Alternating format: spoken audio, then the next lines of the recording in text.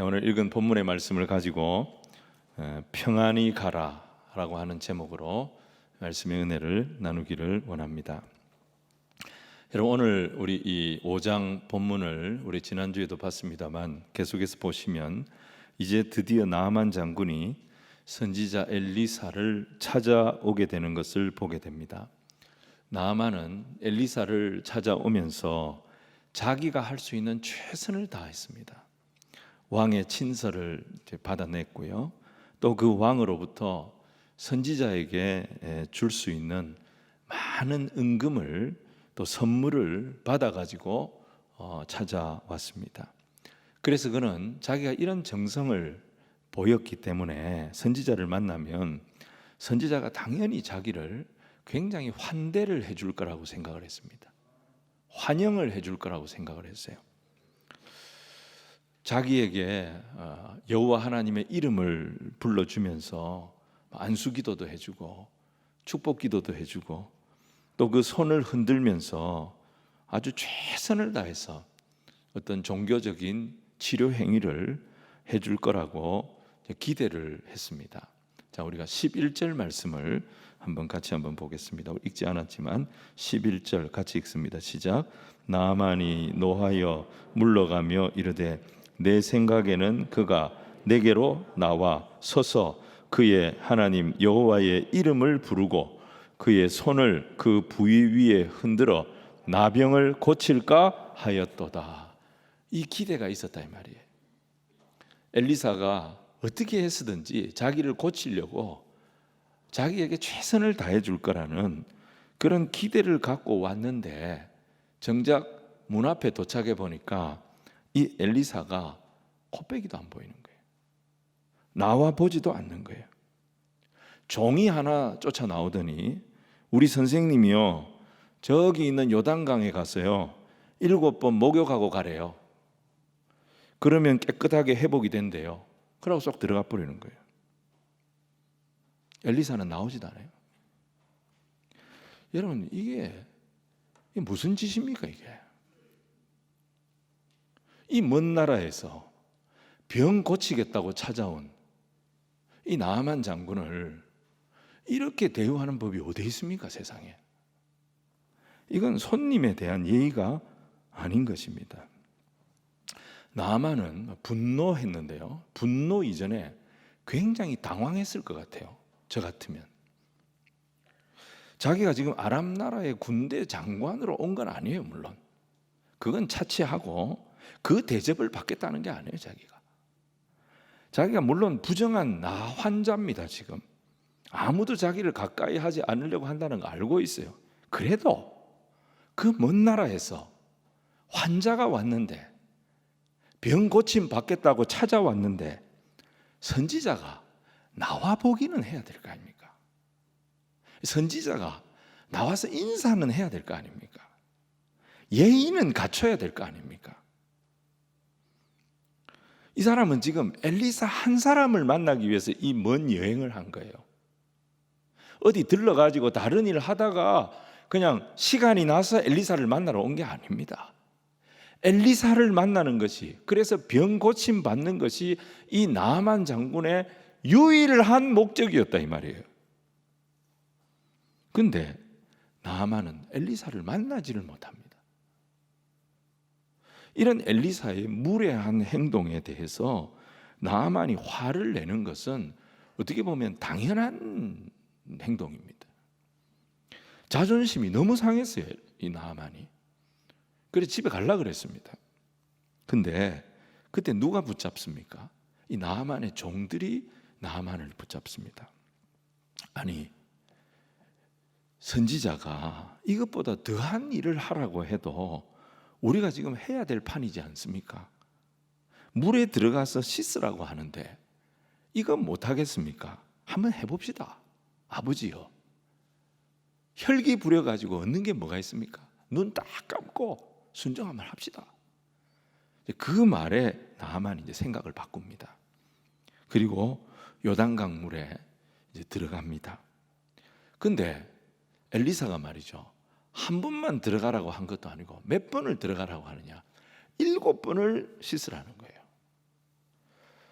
그래서 나만이 들어갔는데 이제 6번을 들어갔는데도 아무 효과가 없고 아무 일도 일어나지 않는 거예요. 여러분 이제 어떻게 해야 됩니까? 이제 한 번 남았습니다. 자, 오늘 첫 번째로 생각할 것은 7번 씻으라. 이 말씀의 의미를 우리가 한번 생각해 보려고 합니다. 사랑하는 여러분, 저는 이제 이 말씀을 이 너무 잘 아는 말씀이잖아요. 제가 이 서론을 할 필요가 없잖아요. 여러분들 너무 잘 아는 말씀이잖아요, 그지? 근데 저는 이 말씀을 준비하면서 나만의 입장에서 좀 생각을 해본 거예요. 나만 장군의 입장에서는 정말 지나치다는 생각을 할 수 있을 것 같아요. 내가 아무리 병자지만 하나님도 그렇고 엘리사도 그렇고 해도 너무하는 거 아닌가, 이런 생각이 들 수 있지 않겠나, 그런 생각을 했어요. 지금 나만은 불치병입니다. 누구도 못 고쳐요. 하나님만이 고칠 수 있다는 거예요. 그래서 그 하나님을 찾아온 거예요. 그 하나님의 대리인인 엘리사를 찾아온 거예요. 이 사람은 병자입니다. 이 병자는요, 누가 얘기하면 지푸라기라도 있으면 붙잡고 싶은 마음으로 찾아온 거예요.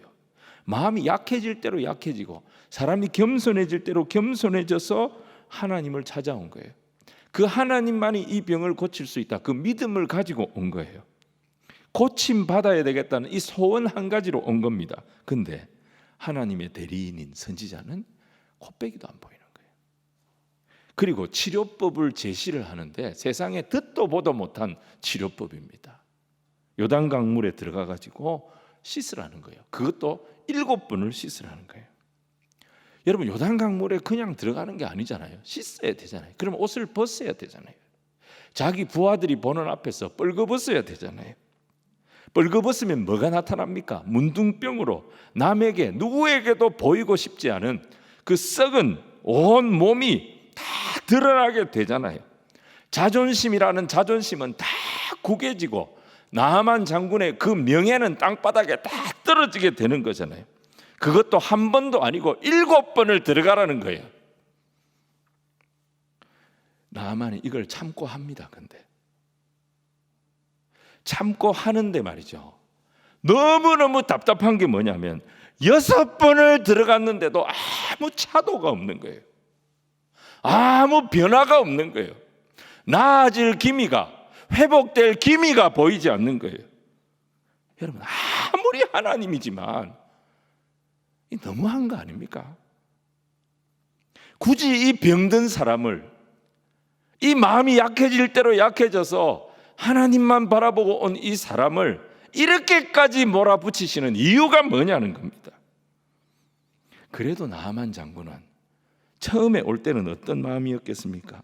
내가 그래도 아람 나라의 군대 장관인데 내가 그거 다 내려놓고 그 명예고 뭐고 다 포기하고 내가 여기까지 찾아와서 이 선지자에게 병 고침 받겠다고 내가 이렇게 정성을 다해서 찾아온 이 모습만 봐도 하나님이 나를 고쳐주지 않을까, 이런 기대감을 갖고 물에 들어갔을 겁니다. 근데 들어갔는데 아무 일도 안 일어나는 거예요. 하나님에 대한 믿음이 흔들리기 시작합니다. 이상한데? 한 번 더 들어가 볼까? 또 들어갔다 나왔어요. 근데 아무 일도 일어나지 않아요. 2번을 들어갔는데 아무 일도 일어나지 않아요. 의심이 생기기 시작했을 겁니다. 내가 지금 사기당하는 거 아닌가? 그래서 또 들어가고 또 들어가고 또 들어가고 또 들어가고 6번을 들어갔다 나왔어요. 근데 아무 일도 일어나지 않아요. 그의 마음속에 점점 절망감이 몰려옵니다. 그의 마음속에 점점 수치심이, 내가 이런 꼴을 당해도 되는가, 수치심이 몰려왔어요. 그러면서 그의 마음속에 자기를 이곳으로 안내했던 그 소녀에 대한 분노심, 그리고 자기를 이런 꼴로 만드는 선지자에 대한 분노심, 하나님에 대한 분노심, 이것으로 병을 고침 받을 수 있다는 믿음이 완전히 바닥에 떨어졌을 겁니다. 자, 그 상황에서 이제 마지막 한 번이 남아 있는 거예요. 그 마지막 한 번 들어가는 게 얼마나 힘들겠습니까? 진짜 마지막 한 번 들어가려면 그때는 정말 내 마음을 다하고 성품을 다하고 뜻을 다하고 목숨을 다하는 그런 심정으로, 절박한 심정으로 들어갈 수밖에 없는 거예요. 6번을 거절당했어요. 6번을 조롱당했어요. 정상적인 어떤 믿음으로는, 일반적인 어떤 생각으로는 도저히 이제 들어갈 용기도 안 나고 들어갈 마음도 안 생깁니다. 그런데 방법이 없잖아요.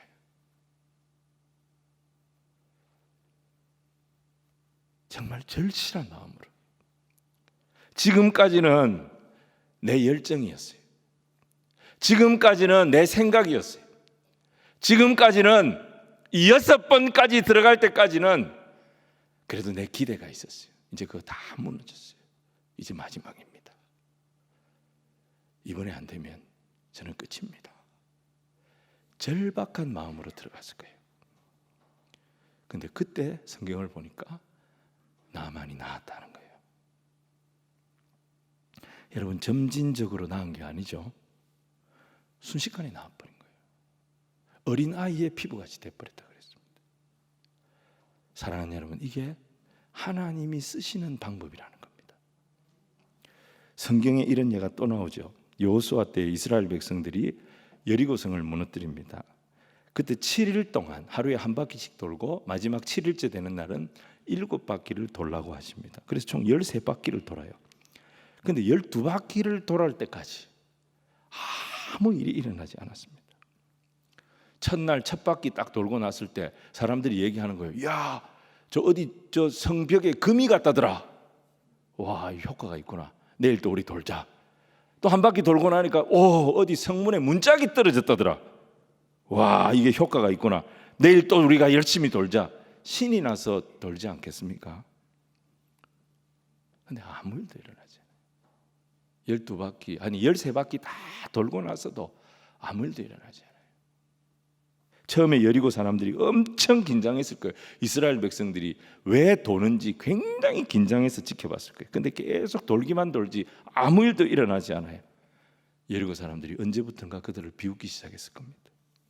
그리고 이스라엘 백성은 우리가 지금 뭐 하고 있는 건가? 그들의 믿음이 바닥에 떨어지기 시작했을 거예요. 13바퀴 돌고 난 뒤에도 아무 변화가 없어요.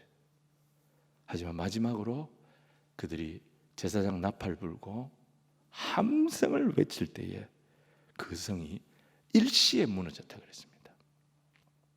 여러분, 이런 것을 보면은 신앙생활에도 임계점이 있다는 것을 우리가 알 수 있습니다. 이 임계점이라고 하는 것은 변화의 시점을 말하는 것입니다. 물은 99도가 될 때까지는 끓지 않습니다. 근데 딱 100도가 되면 그때부터 기화가 시작이 됩니다. 끓기 시작합니다. 이게 임계점입니다. 신앙생활도 마찬가지입니다. 하나님 마지막 임계점까지 우리를 밀어붙이시는 것입니다. 왜 하나님께서 우리를 임계점까지 가게 하시는가? 자기 부정을 지켜보시는 것입니다. 자기를 부인하게 하시는 것입니다. 거기까지는 뭐냐? 자기 경험이에요. 자기 지식이에요. 자기 자아를 믿는 믿음으로 온 거예요. 하나님을 믿는다라고 하지만 사실은 내 머릿속에 있는 하나님이고, 하나님을 의지한다고 하지만은 내 판단과 내 경험을 의지했고, 하나님을 믿는 믿음으로 했다고 하지만 내 열정 가지고 한 거예요. 근데 그 지식이 통하지 않고 내가 계산한 확률이 다 무너지고 내 열정이 아무 의미가 없게 느껴졌을 때 아무것도 내 상황에 도움이 되지 아니하고 모든 것은 절망을 향해 치닫고 있는 그런 형편을 경험하게 될 때, 그때 마지막으로 하는 순종은 그 이전의 순종하고는 완전히 다른 순종인 것입니다. 그때 하나님 앞에 나아가게 되는 신앙은 그냥 한번 해보는 신앙이 아닙니다. 내 인생의 전부가 다 실리는 거예요. 하나님, 지금까지는 제 힘으로 했습니다. 근데 이제는 아닙니다. 하나님, 이게 마지막입니다. 이번에도 하나님 만약에 안 도와주시면 저는 이제 끝입니다. 이 고백이 나올 때까지 하나님 기다리시는 겁니다. 그때 하나님을 경험하게 하시는데, 그렇게 해서 하나님을 경험하게 될 때 비로소 내 인격의 변화가 일어나는 것입니다. 하나님은 지금 나만의 이 육신을 고치려고 하는 것이 아닙니다. 하나님의 목표가 뭐냐? 나만의 죽은 영혼을 살려내시려고 하는 것입니다. 그의 전 인격이 하나님 앞에 올려질 때까지 하나님, 나는 아무것도 아닙니다. 하나님, 내 정성, 내 열정, 내가 가지고 있는 거, 내 지식, 내 판단, 하나님, 이거 아무것도 아닙니다. 이제는 하나님이 도와주셔야 됩니다. 이번에는 하나님이 역사하셔야 됩니다. 이번에는 하나님이 은혜 주셔야 합니다. 그 마음으로 그의 전 인격이 마지막 7번째 물에 들어갈 때, 하나님 앞에 올려질 때 하나님 그때 역사하셨던 것입니다. 여러분, 이게 신앙의 임계점입니다. 우리 기도가 그래요. 한두 번 기도하고 다 응답될 것 같으면 여러분, 우리 기도는 자판기가 되는 겁니다. 그냥 돈만 넣으면 툭툭 튀어나오는 자동 판매기가 되는 거예요. 하나님 그렇게 역사 안 하십니다. 지나놓고 생각해 보면 그때 하나님께서 내 기도에 응답 안 하신 게 얼마나 감사한지 모릅니다. 그 말도 안 되는 고집, 그 말도 안 되는 자존심, 그 말도 안 되는 욕심, 그것 가지고 구한 기도 하나님이 다 막으셨어요.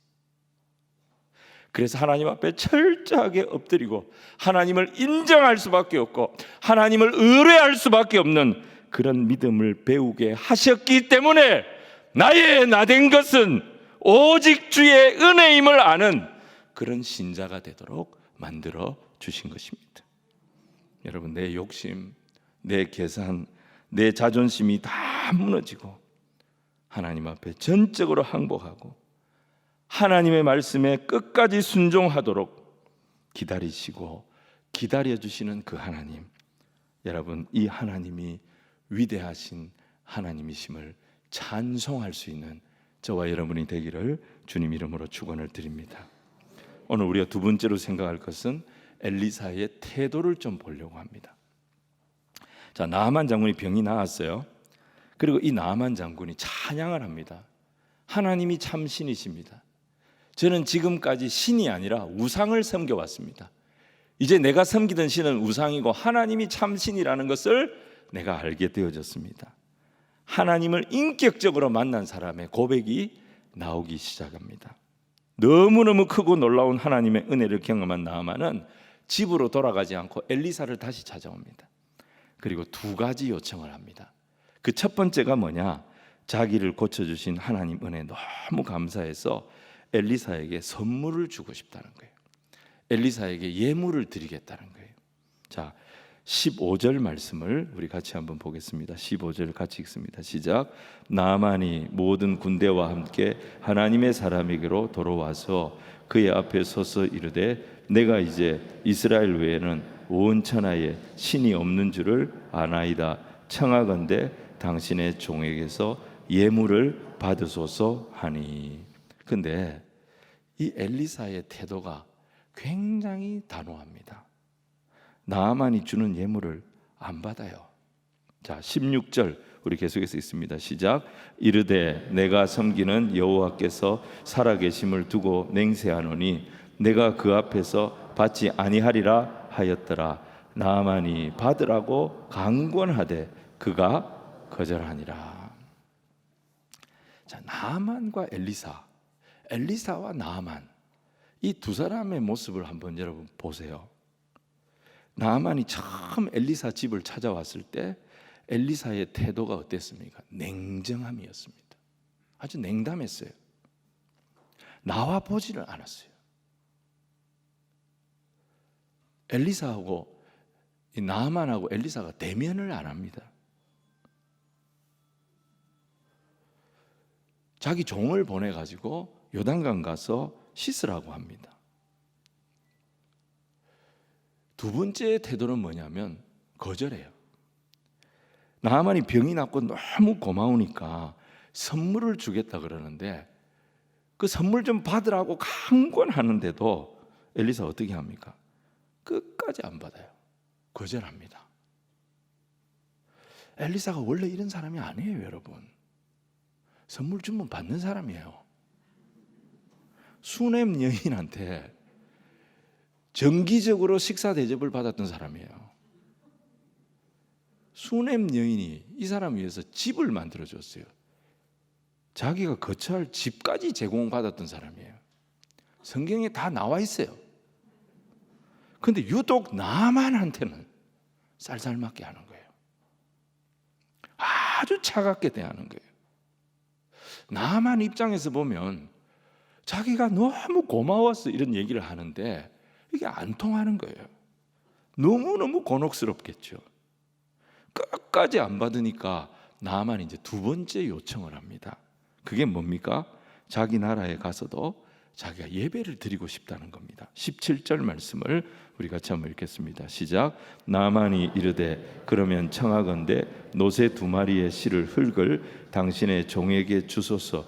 이제부터는 종이 번제물과 다른 희생 제사를 여호와 외에 다른 신에게는 드리지 아니하고 다만 여호와께 드리겠나이다. 자, 예배를 드리기 위해서 이스라엘의 흙을 좀 가져가겠다는 거예요. 나아만은 이 가나안 땅에 와서 병도 나았지만은 하나님을 만났습니다. 자기 병을 고쳐주시고 자기를 찾아오신 참신이신 하나님을 이스라엘 땅에 와서 만난 거예요. 그래서 그는 돌아가서도 자기를 찾아오신 그 하나님을 예배하고 싶었습니다. 근데 자기가 예배를 드리려면 가나안 땅에 와야 되는데 이 가나안 땅에 자주 올 수 있는 형편이 안 되니까 하나님을 경험했던 이 땅의 흙을 좀 가져갈 수 있도록, 그래서 이 흙으로 아마 제단을 만들고 거기에다가 제물을 올리고 예배를 드리는 그런 예배를 내가 하고 싶으니까 이 흙을 좀 가져갈 수 있도록 허락을 해달라 요청을 한 거예요. 여러분, 구약의 이스라엘 백성들이 하나님의 임재를 경험했을 때 하나님의 임재를 경험했던 그 땅에다가 꼭 제단을 쌓았죠. 그리고 거기서 예배를 드렸잖아요. 그리고 그곳 이름을 바꿔버리잖아요. 베델, 브니엘 바꿔버리잖아요. 하나님의 임재를 상징하는 이름으로 바꿔버린 거예요. 오늘 나아만도 마찬가지예요. 자기가 그 땅에 올 수 없으니까 그 땅의 흙을 상징적으로 좀 가져가게 허락을 해달라는 거예요. 하나님의 임재를 경험했던 그 땅의 흙을 가져가서 그 하나님을 기억하고 싶다는 거예요. 그 하나님을 잊지 않고 이방 땅에 서지만은 꼭 하나님을 예배하는 예배자가 되고 싶다는 거예요. 여러분, 이것만 봐도 나아만이 얼마나 귀한 신앙인으로 변화가 되어졌는지를 알 수가 있는 거예요. 여러분, 진정한 예배는 내 영혼이 하나님을 갈망할 때 이루어집니다. 우리의 영혼은 죄로 인하여 죽음 바 됐어요.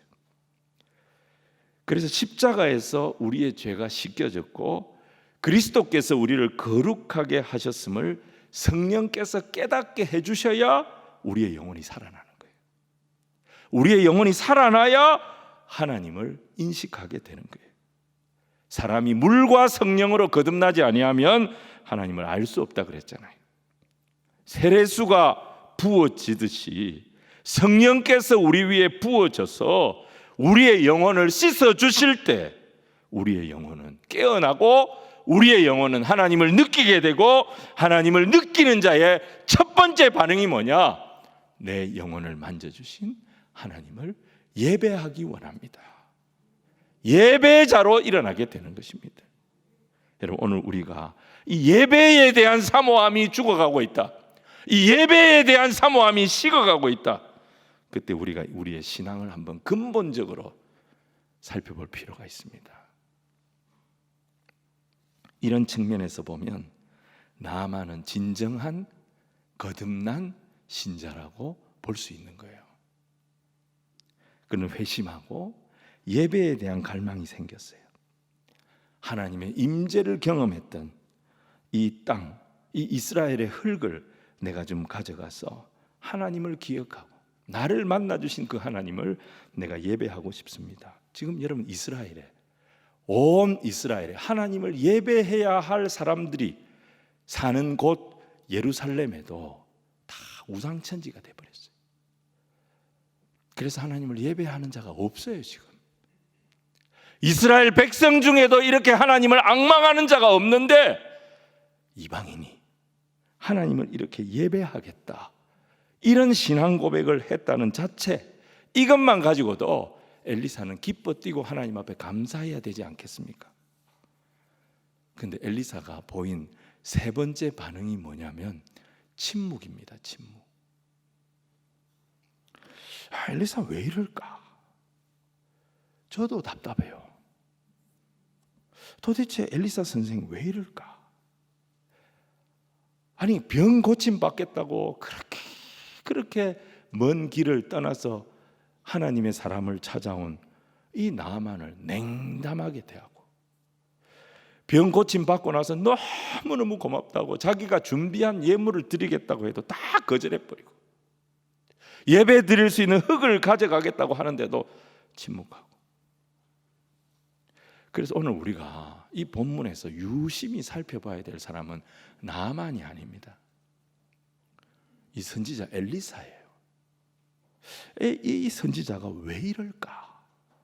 이걸 우리가 한번 살펴볼 필요가 있는 거예요. 자, 오늘 세 번째, 이 냉정한 엘리사가요, 이 차가운 엘리사가요, 태도를 바꿉니다. 엘리사의 변화가 오늘 세 번째입니다. 자, 엘리사가 언제 변하느냐? 19절이에요. 우리 19절 말씀을 같이 보십니다. 읽겠습니다. 시작. 엘리사가 이르되 너는 평안히 가라 하니라. 그가 엘리사를 떠나 조금 가니라.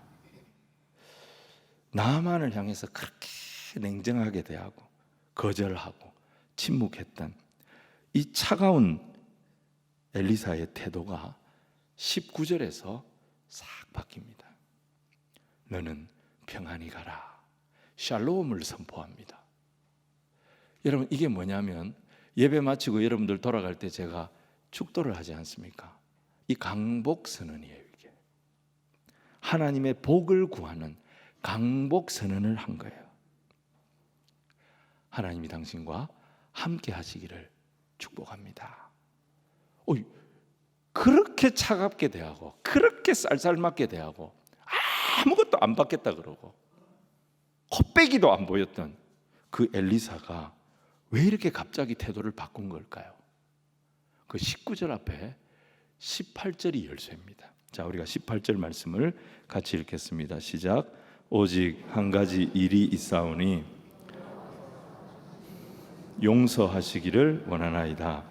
곧 내 주인께서 림몬의 신당에 들어가 거기서 경배하며 그가 내 손을 의지하심에 내가 림몬의 신당에서 몸을 굽히오니 내가 림몬의 신당에서 몸을 굽힐 때에 여호와께서 이 일에 대하여 당신의 종을 용서하시기를 원하나이다 하니. 여러분, 이 18절을 여러분 어떻게 읽으십니까? 18절 말씀 여러분 어떻게 이해하십니까?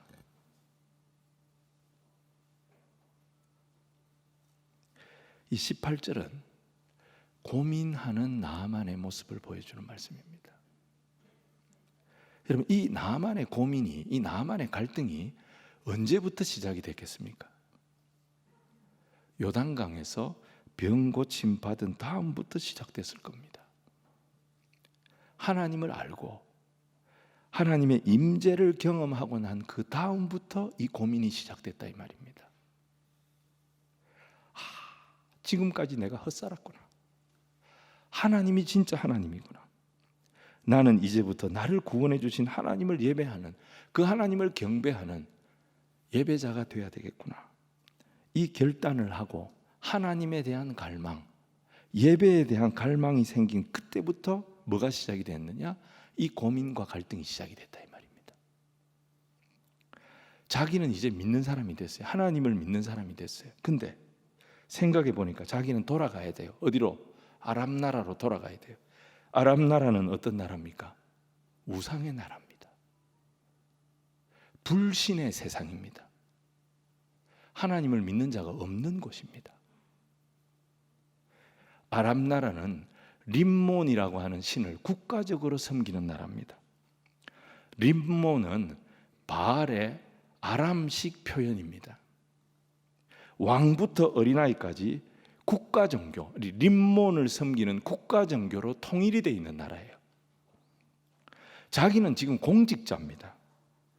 그래서 림몬의 신전에, 이 국가 종교의 신인 림몬의 신전에 안 들어갈 수가 없어요. 주기적으로 왕을 모시고 들어가야 됩니다. 거기서 왕이 행하는 제사에 다 참여해야 합니다. 여러분, 국가신을 섬기는 나라의 왕은 신의 아들입니다. 신의 아들로 불립니다. 그래서 국가신을 섬기는 것은 그 신의 아들이 되는 왕에게 충성서약을 하는 것과 같은 것입니다. 하나님을 알기 전에 나아만은 림몬 신전에 들어가는 것을 가지고 고민해야 할 이유가 없었습니다. 근데 이제는 하나님을 알았어요. 내가 경배해야 될 대상이 하나님이라는 것을 알게 됐습니다. 그는 하나님의 자녀가 된 거예요. 근데 세상에서는 뭐예요? 림몬 신을 섬기는 이 아람이라고 하는 나라에 자기는 군대 장관인 거예요. 왕의 경호실장인 거예요. 왕이 림몬 신전에 이 신을 경배하기 위하여 들어갈 때 왕을 호위하고 왕을 부축해야 할 책임이 자기에게 있는 거예요. 그 상황을 도저히 자기가 피할 수가 없는 거예요. 이거 어떻게 하면 좋나? 하나님, 제가 공무 수행차 들어가는 거 하나님 용서해 주세요. 이 고민을 엘리사에게 털어놓은 거예요. 여러분, 이 고민을 엘리사에게 털어놓을 때 그 냉정하고 그 쌀쌀맞던 엘리사의 얼굴이 바뀌기 시작합니다. 고민하는 나아만에게 뭐라고 말합니까? 너는 평안히 가라. 나아만에게 복을 빌어주는 강복 선언을 해서 보내고 있는 것입니다. 여러분, 이게 무슨 말입니까? 지금까지 졸았더라도 여기서부터 들으면 됩니다. 요한복음 8장에 예수님께서는 간음하다가 현장에서 붙잡힌 여인의 죄를 분명히 지적은 하십니다. 너희 중에 죄 없는 자가 이 여인이 죄를 지었으니 돌로 치라고 말씀하셨어요. 이 여인의 죄가 없다고 말씀하시지 않았습니다. 근데 예수님은 동시에 뭘 보았습니까? 이 여인의 죄를 보심과 동시에 그 죄 앞에 무너져서 두려움에 떨고 있는 이 여인을 본 것입니다. 그래서 예수님 뭐라고 하세요? 사람들이 다 떠나고 난 뒤에 너도 가라. 그리고 다시는 이 죄를 범하지 마라. 예수님 이 여인을 살려주신 것입니다. 이게 죄인을 향한 우리 예수님의 태도였습니다. 오늘 엘리사는 나아만의 마음속에서 무엇을 보았느냐? 하나님을 대적하는 악한 세상을 살아가야 합니다. 나아만은.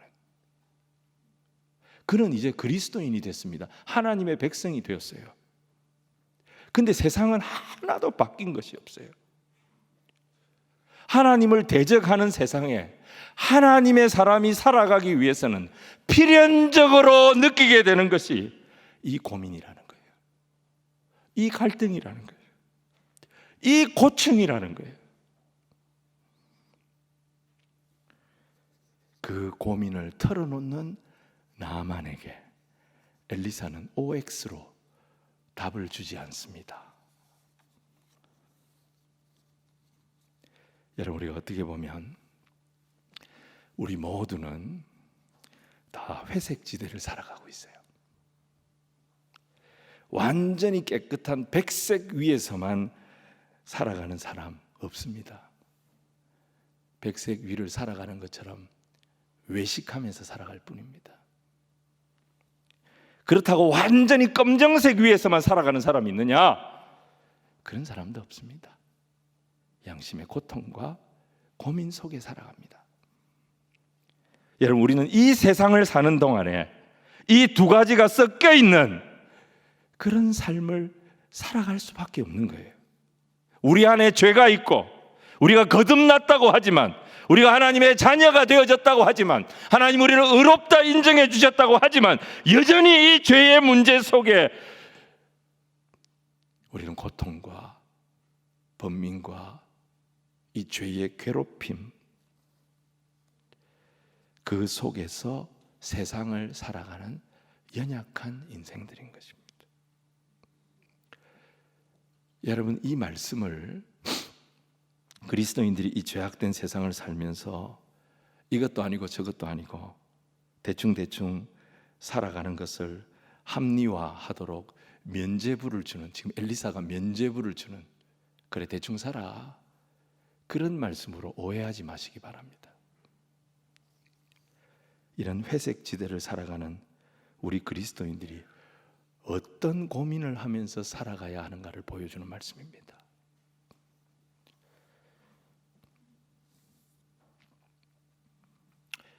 늘 세상을 두려워하고 그 앞에서 자꾸 약해지는 그런 연약한 나를 하나님 그래도 버리지 아니하시고 붙드시고 인도하셔서 하나님의 은혜입니다. 모든 것이 하나님의 은혜입니다. 이 믿음의 고백을 하며 살도록 우리의 삶을 인도하시는 그 하나님을 기쁘시게 하려는 몸부림, 그 하나님의 기쁨이 되기를 원하는 간절한 고민, 이것이 우리 믿는 자들의 마음속에 어떤 상황에서든지 있어야 된다는 것입니다.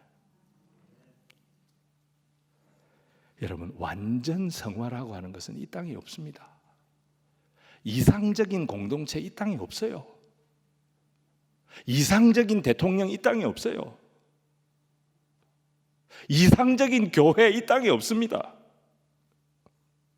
하지만 우리가 이 세상을 살면서 어떤 고민을 해야 하느냐?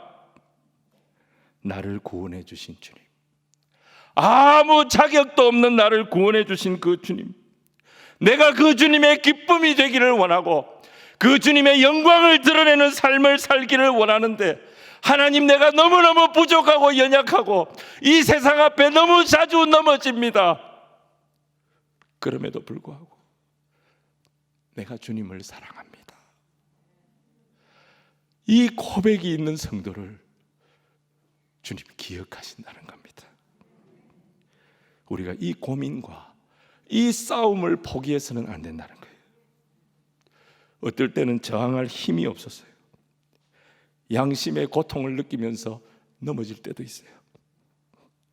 오늘 나만이 솔직하게 자기의 약함을 고백하는 거예요.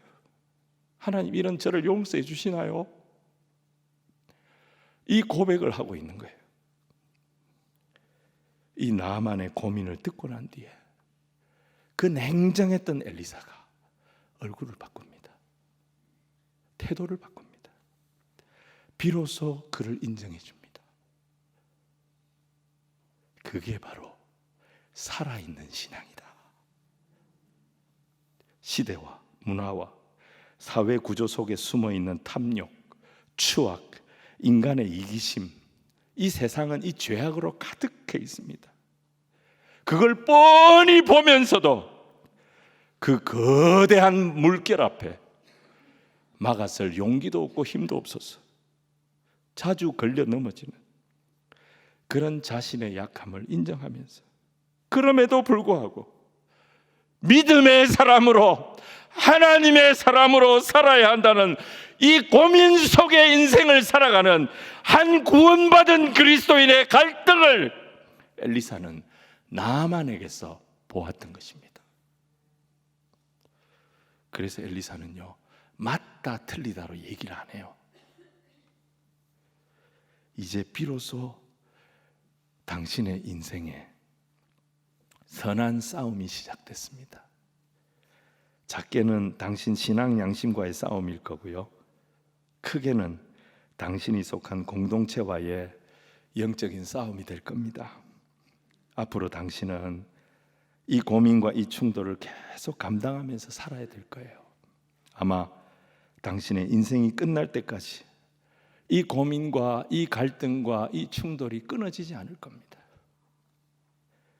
이게 참 멀고도 힘든 싸움이 될 겁니다.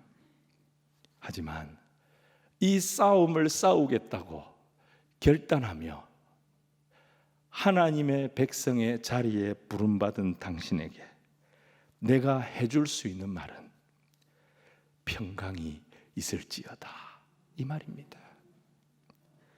당신은 이 고민을 하며 세상을 살아가게 될 겁니다. 이 고민을 하면서 당신은 어떤 때는 이길 때도 있고요, 어떨 때는 비겁하게 무너질 때도 있을 겁니다. 하지만 당신이 이기든지 지든지 믿음의 고민을 하고 하나님의 영광과 하나님의 거룩을 향해 한 발짝이라도 옮겨가려고 몸부림칠 때마다 하나님의 평강은 당신의 고민하는 영혼을 붙잡아 주실 것임을 기억하시기 바랍니다. 강복 선언을 해서 엘리사는 나아만을 보내고 있는 거예요. 여러분, 나아만 장군이 아람 나라에 돌아가서요, 어떤 인생을 살았을까요? 궁금하죠? 근데 성경이 말씀을 안 해요. 나아만이 어떤 인생을 살았다더라, 성경이 말씀을 안 해요. 다만 뭐만 나옵니까? 그 고민하며 돌아가는 나아만을 엘리사가 축복했다, 이 말씀만 나옵니다. 여러분, 우리 하나님은요, 저와 여러분의 갈등과 고민, 그리고 우리가 얼마나 약한지 아시는 하나님이심을 믿으시기를 바랍니다. 그 하나님 앞에 나오는 거예요. 우리는 내가 해결할 수 없는 문제 하나님 앞에 내어놓는 거예요. 하나님, 불쌍히 여겨달라고. 하나님, 내 마음 아시지요? 하나님의 긍휼을 구하는 거예요. 그렇게 나온 성도를 아무리 부족한 게 많아도 우리 주님 결코 정죄하지 아니하시는 분이심을 믿으시기를 바랍니다. 성령으로 우리를 도우실 거고 하나님을 향하여 한 걸음이라도 더 나아갈 수 있도록 우리를 인도하여 주실 겁니다. 우리가 어떤 선택을 하든지 우리 안에 하나님의 말씀을 기억하고 성령 안에서의 고민, 성령 안에서의 갈등, 이게 죽지 않는다면 주님은 고민하는 믿음의 백성을 오늘도 붙들어 주시고 오늘도 불쌍히 여겨주시고 평강의 주님이 고민하는 그리스도인의 길에 끝까지 함께하여 주실 줄로 믿습니다. 거친 세상에서 실패하거든 뭐죠? 나를 위해 십자가에 죽으시고 나를 구원해 주신 그 주님의 손, 그 손 못자국 만져라. 여러분, 이 찬양 기억하시면서 또 한 주간 연약한 우리 세상 가운데서 주님과 함께 한 걸음 한 걸음 하나님의 영광과 기쁨이 되는 삶을 살아내는 귀한 성도들이 다 되시기를 주님 이름으로 축원을 드립니다.